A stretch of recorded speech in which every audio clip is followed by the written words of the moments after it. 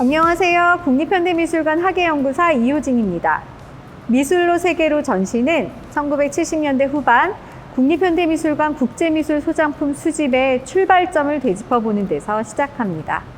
1978년부터 2000년까지 1980, 90년대에 수집된 다양한 국적의 해외 작가 96명의 조각, 회화, 드로잉, 판화 등 104점의 작품을 만나보실 수 있는데요. 처음으로 관람객에게 공개되는 초창기 수집 작품과 마지막으로 전시된 지 30여 년 만에 처음으로 수장고 밖으로 벗어나 전시에 출품되는 작품도 상당수입니다. 당시 우리나라는 88 서울올림픽 개최를 맞아 국제화 분위기가 고조되고 있었죠. 미술계도 예외가 아니었는데요. 한국 미술의 해외 진출에 대한 관심이 뜨거웠고 해외 미술의 국내 유입도 다양한 방식과 경로로 확장되고 있었습니다. 이번 전시는 1990년대까지 국내 모두에서 두드러졌던 세계화 현상에 주목하고 그 가운데 국립현대미술관에서 국제미술 소장품이 수집된 맥락을 살펴보면서 그 과정에서 새롭게 발견하거나 되새겨야 할 정보를 담고자 했습니다. 국립현대미술관 청주는 미술품 수장센터로서 국립현대미술관 소장품의 보존을 위한 중추적 역할을 하고 있습니다. 개방수장고, 보이는 수장고, 다목적 교육공간인 쉼터틈, 보존과학실, 기획전시실 등 소장품과 전시를 매개로 다양하고 새로운 방식으로 관람객에게 다가서기 위해 노력하고 있습니다.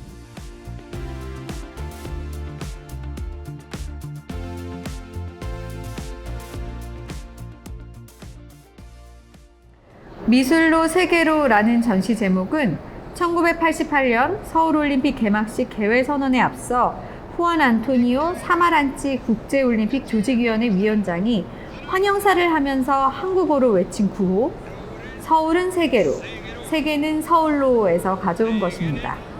이 영상은 당시의 언론 자료와 전시, 소장품 자료를 엮어서 한국 방문 해외미술, 미술교육, 미술교류, 그림으로 보는 세계, 서울은 세계로, 세계는 서울로, 미술, 세계를 보는 창, 5개의 주제로 구성된 전시 구성과 전시 작품을 이해하기 쉽도록 제작한 것입니다. 본격적인 전시 관람에 앞서 영상을 훑어보시면 시대적인 배경과 소장품별 수집 계기, 그 의의 등 전시에 대해 어렵지 않게 이해하실 수 있습니다.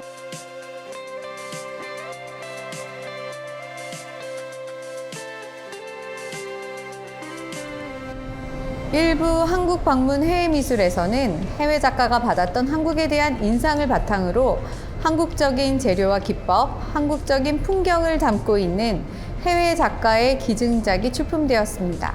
에이드리언 워커 호워드, 마누엘 발데모어 모두 국내에서 한국의 인상이라는 이름의 전시를 열고 출품작을 미술관에 기증했다는 특징이 있습니다.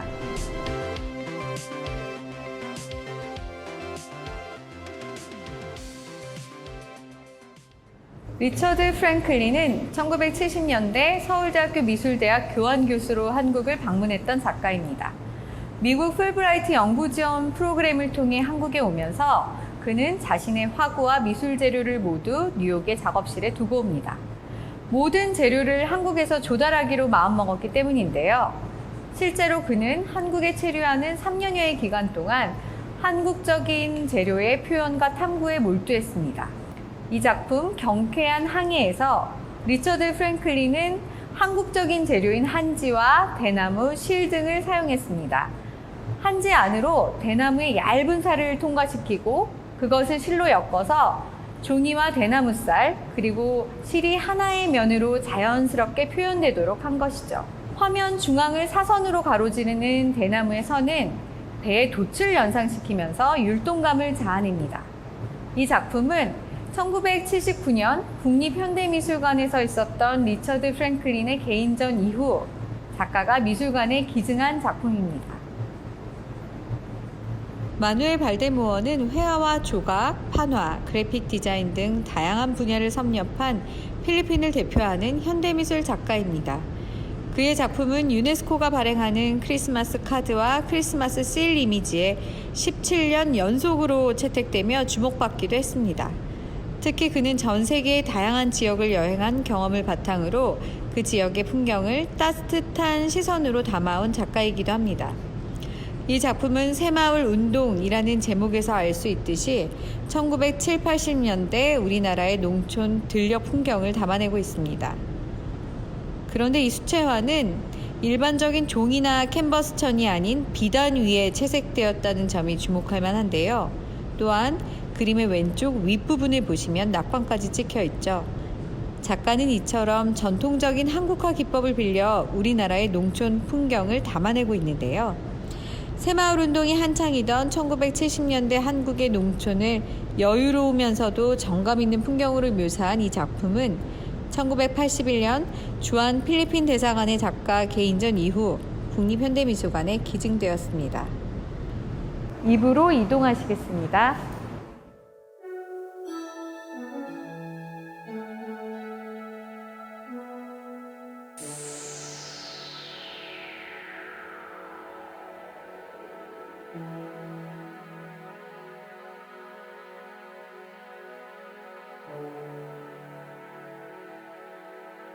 이부 미술교육, 미술교류에서는 1980년대 후반까지 한국미술의 국제교류에서 국립현대미술관의 역할과 한계를 작품을 통해 살펴봅니다.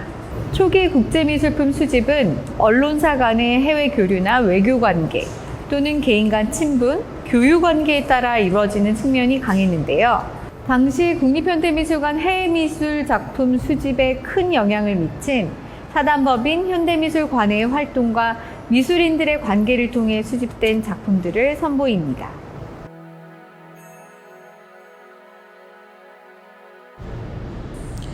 데이비드 호크니는 영국을 대표하는 현대미술 작가입니다. 초기에는 도시와 일상의 풍경, 주변 인물들을 실물 크기로 그린 대형 초상화 작업을 했던 그는 미국으로 이주한 후에는 실내 풍경, 수영장, 샤워하는 모습 등을 특유의 중립적인 시선으로 담은 회화로 주목받기 시작합니다. 1980년대 초에는 여러 장의 사진으로 하나의 이미지를 만들어내는 포토콜라주 작업에 열중했는데요. 이는 데이비드 호크니의 전 작업 가운데 그 시기에만 국한된 것으로 독특하게 여겨집니다. 이 작품 레일이 있는 그랜드 캐년 남쪽 끝도 호크니의 포토콜라주 작업 가운데 하나입니다. 호크니는 미국의 거대한 협곡 그랜드 캐년을 여러 장의 사진으로 촬영해 이어붙여서 이 작품을 완성했습니다.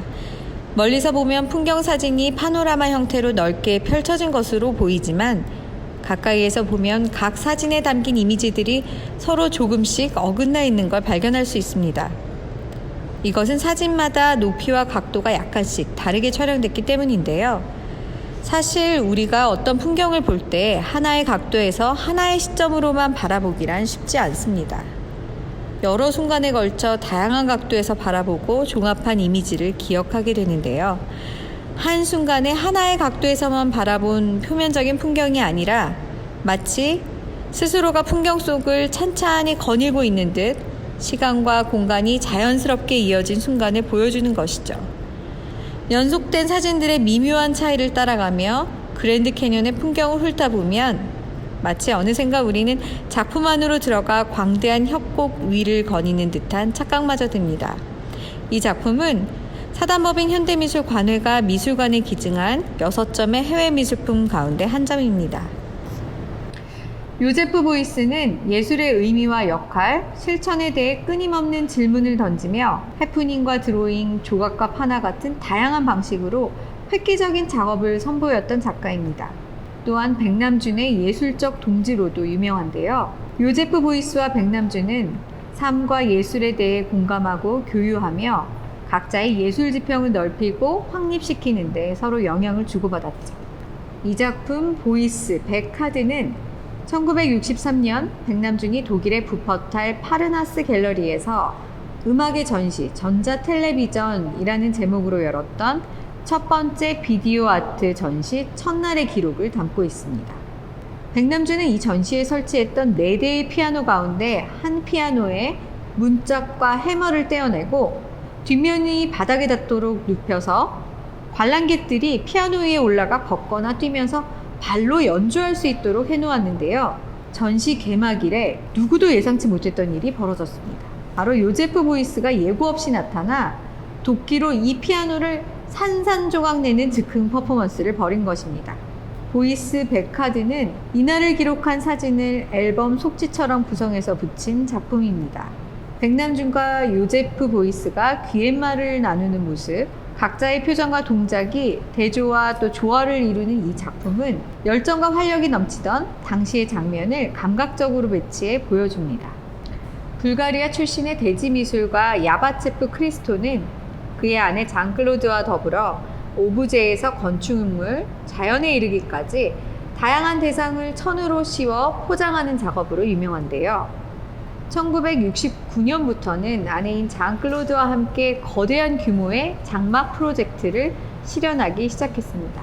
그들은 1970년부터 72년까지 약 2년간 미국 콜로라도주의 라이플 계곡에 주홍색의 장막을 들이우는 설치 작업을 기획합니다. 지금 보시는 작품은 그 설치 작업의 계획을 보여주는 드로잉입니다. 크리스토는 설치 작업을 할 때 매우 면밀하게 계획하고 그 구상을 드로잉에 반영시켰습니다. 덕분에 그의 드로잉은 실제 결과물과 놀라울 정도로 일치하기도 하는데요. 이 계곡 장막의 드로잉도 자세히 들여다보면 실제 프로젝트에 사용된 천을 종이에 붙인 것을 알 수 있습니다. 이렇듯 주도 면밀하게 계획된 계곡 장막 프로젝트는 1972년 8월 10일 무게 4톤에 이르는 나일론 막을 지상 100m 높이에서 미끄러지듯 내려뜨리며 실현되었는데요. 무려 2년에 걸쳐 준비된 이 장막은 설치된 지 28시간 만에 철거돼서 지금은 이 드로잉 작업과 더불어 사진, 영상으로만 남아 있습니다. 유튜브에서 A Valley Curtain이라는 이 작품의 영문명을 검색하시면 실제 장막 프로젝트의 영상을 보실 수 있습니다. 이 작품은 이전 시에 출품된 로버트 라우셴버그의 팀, 앤디 워홀의 자화상 2점과 더불어 1987년 백남준의 주선으로 미국에서 구입한 4점의 소장품 가운데 하나입니다. 유준상 당시 학예연구실장의 회고에 따르면 4점에 20만 달러였던 것을 백남준이 나서서 12만 달러에 구입할 수 있었다고 합니다.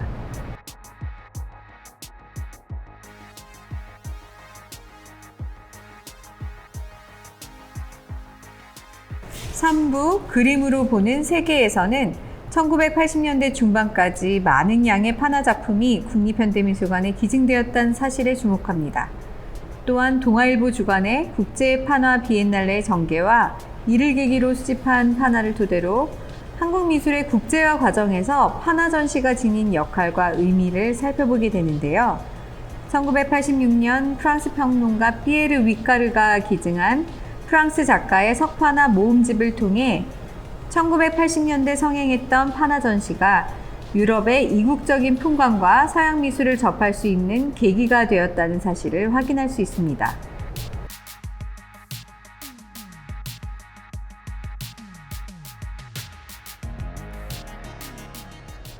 폴 아이즈피리는 프랑스 태생의 미술가입니다. 그의 작품은 단순하면서도 탄탄한 구성력과 자유분방한 색채가 도드라집니다. 1955년에 그려진 정물을 먼저 보시면 탁자와 그 위에 놓인 정물을 위에서 내려다본 시점으로 그린 유화인데요. 탁자의 배경이 되는 화면이 아래 위로 뚜렷하게 구분되어 안정감 있는 구도를 보여주는 한편 하늘색과 주황색의 보색 대비와 강렬한 색상의 붓터치로 비정형화된 정물의 형태를 매우 자연스럽게 표현하였습니다. 반면 석판화 작품인 꽃은 유화에 비해 구도와 색채 표현이 매우 분명한데요. 꽃의 형태와 색상 또한 장식적이죠. 이런 차이점은 바로 석판화의 특성 때문입니다. 원안을 고정하고 찍어내야 하는 특성상 꽃의 형태를 좀 더 간결하고 명확하게 도안화한 것으로 보입니다. 이 꽃들은 푸른색의 배경과 대조를 이루며 더욱 선명하게 돋보이고 있죠. 폴 아이즈피리의 이 두 작품은 꽃이라는 동일한 소재를 서로 다른 기법으로 표현할 때 화면 구성과 연출이 어떻게 달라지는지 비교하며 관찰할 수 있다는 점에서도 흥미로운 작품입니다. 네덜란드 출신의 작가 알렉산드라 헤세커는 캐나다 캘거리의 엘버타 미술 디자인 학교를 졸업한 뒤 1960년대 후반부터 본격적인 활동을 시작했습니다. 그의 초기작들은 강렬한 명암 대비를 특징으로 하는 작은 크기의 작품이었지만 1970년대부터는 유머러스하고도 풍자적인 특유의 연작들을 선보입니다. 특히 거대한 자연을 배경으로 훈련받은 강아지를 표현한 강아지쇼 연작은 인간의 고립과 공간에 대한 관심을 잘 보여주는 작품으로 평가받았는데요. 풍자적이면서도 희극적인 이 연작은 시간이 흐르면서 다시 강아지 산책 연작으로 전환됩니다. 앞선 연작과 달리 이 강아지 산책 연작들 속에서는 전원적이고 명상적인 분위기가 물씬 풍깁니다. 이 작품 지난 여름에도 이런 분위기가 무척 강조되어 있는데요.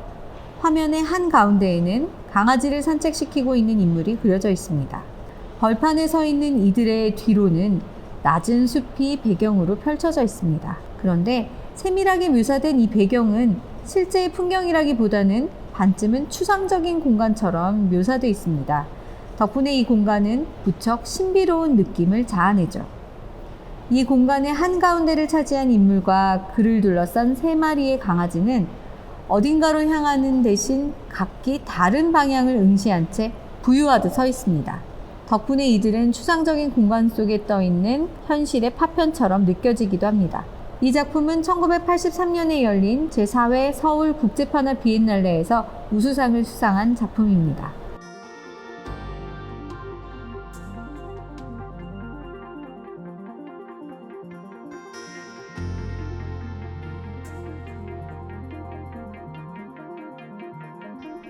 (4부) 서울은 세계로, 세계는 서울로는 1988년 서울올림픽 개막식 때 사마란치 IOC 위원장이 개회선언으로 외친 구호로 국제무대로 발돋움을 시작한 한국 현대미술을 상징합니다.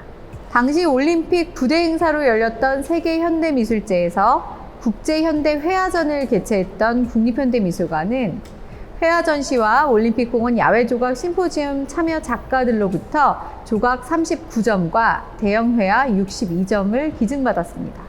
당시 기증받은 회화와 조각을 1990년 지방 순회 전시 이후 30년 만에 처음으로 공개하며 세계현대미술제의 의의와 기증받은 작품들의 미술사적 가치를 제고하는 계기로 삼고자 했습니다.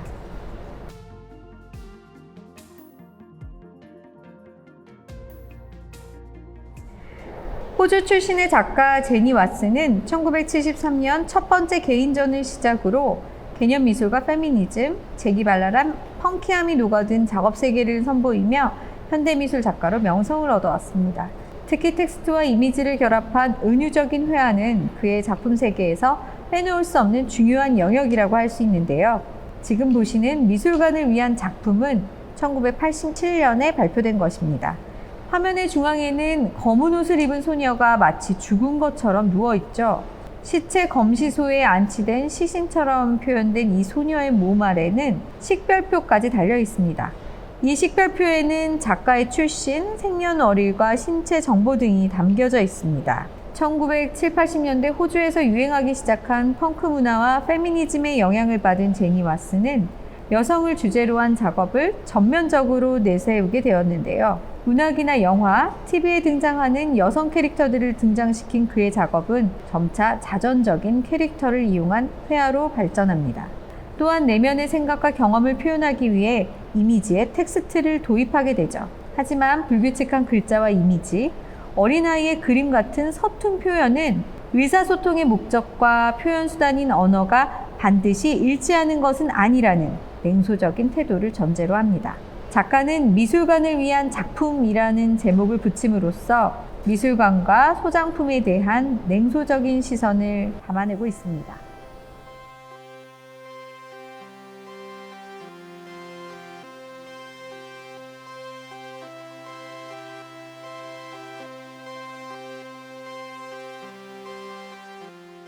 클로드 비알라는 1970년대 프랑스의 아방가르드 그룹이었던 슈포르 슈르파스의 창시자이자 대표 작가입니다.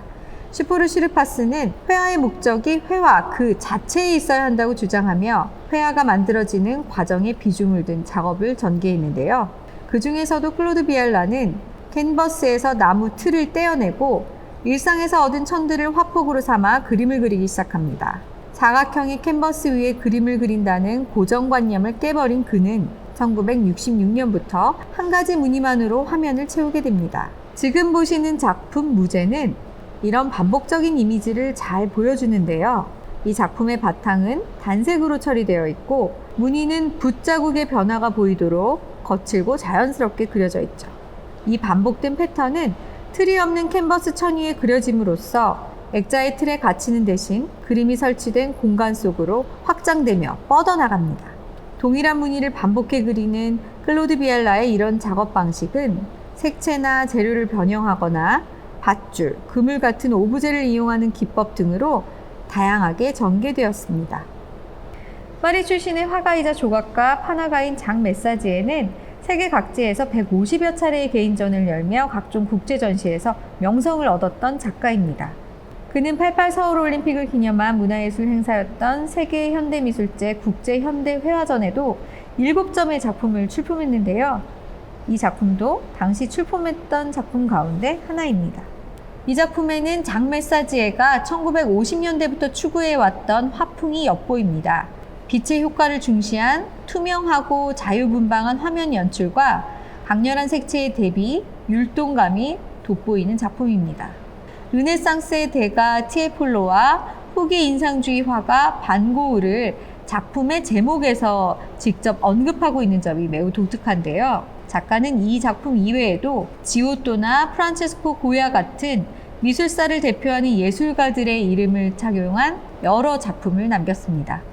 하지만 이는 대가의 작품에 대한 경외감 때문이라기보다는 주류 미술사에 대한 일종의 냉소를 표현한 것이라고 여겨지는데요.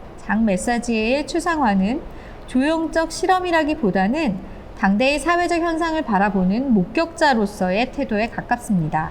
실제로 그는 유럽의 사회변혁 운동이었던 68 혁명을 전후해 문화예술계가 어떻게 변모해 가는지 관심을 갖고 그 변화를 작품에 반영하기도 했습니다. 장 메사지에는 이 작품을 비롯해 세계현대미술제 국제현대회화전에 출품했던 7점의 회화 이외에도 올림픽공원의 대형 석재 타일화인 봄의 제전을 제작해 남기기도 했습니다.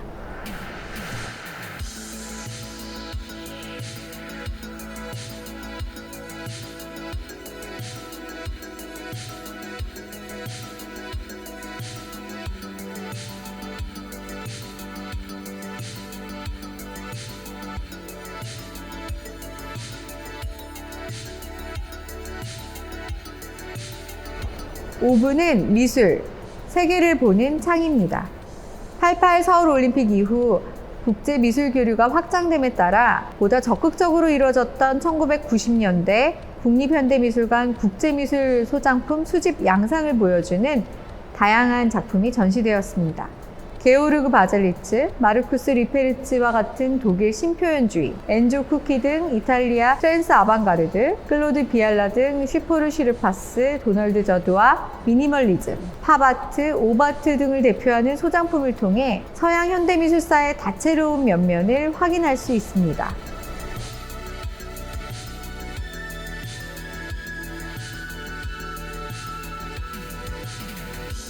미국의 화가이자 조각가인 조지 시걸은 1962년 시드니의 제니스 화랑에서 열린 새로운 사실주의 전시에서 일상의 한 장면을 담아낸 석고 조각을 선보이면서 팝아트 작가로 분류되기 시작합니다. 사실 석고는 조각가들이 습작을 만드는 데 주로 사용하는 재료인데요. 이런 석고를 주재료로 하는 그의 작업 방식은 꽤나 독특합니다. 우선 정형외과에서 깁스를 만들 때 사용하는 붕대를 석고 가루를 넣은 물에 적신 뒤 그 붕대를 실제 모델의 몸에 감아 굳게 만든 다음 떼어냅니다. 이 과정을 몸 전체에 걸쳐 반복하면 모델의 전체 모형을 얻어낼 수 있는데요. 조지 시걸은 이 붕대들을 모두 결합해 실물 크기의 석고 조각품으로 완성했습니다. 이렇게 만들어진 조각의 속은 텅 비어있는 껍질 같았습니다. 반면 실제 모델의 몸에 붕대를 감아 만들었기 때문에 조각의 크기는 실물보다 거대하고 어딘가 무거운 인상을 주었죠.